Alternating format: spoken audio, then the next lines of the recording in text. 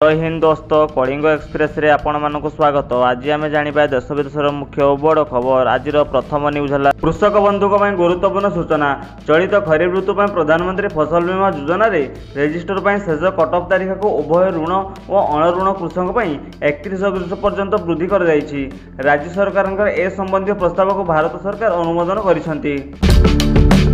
परवर्ती न्यूज है हरिबाबू काम्भापति कहले आज राजभवन में अनुष्ठित भारतीय रेकर्ड सोसाइटी और ओडिशा राज्य शाखार कार्यनिर्वाही कमिटी बैठक में अंशग्रहण कर खुशी अच्छी।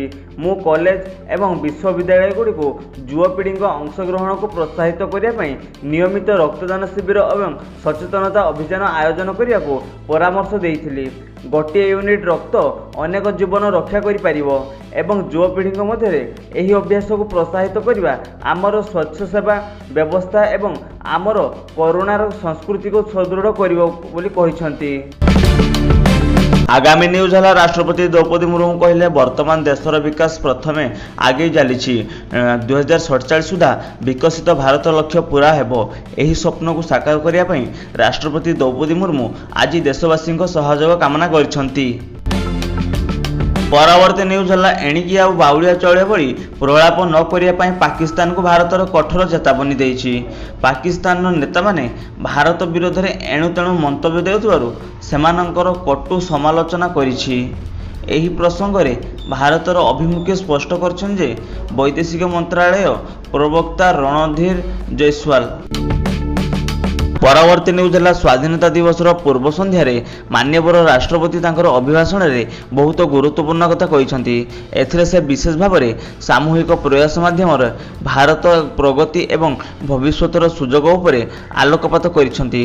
राष्ट्रपति आमको सही बलिदान विषय मन पकाई देइछंती जहाँ देशर स्वाधीनता स्वप्न को साकार करथिले। एहा सही से देशवासी को राष्ट्र निर्माण में सक्रिय भाव में अंशग्रहण करने को अनुरोध करिसेंती।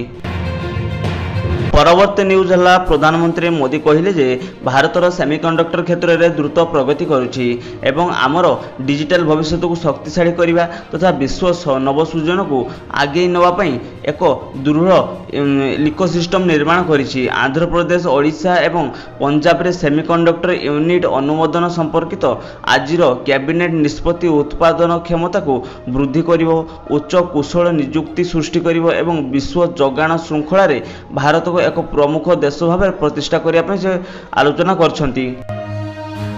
परवर्ती न्यूज है प्रधानमंत्री नरेंद्र मोदी स्वाधीनता दिवस 2025 उपलक्षे लालकिला रे अभिभाषण सकाळ 6:30 PM देवे।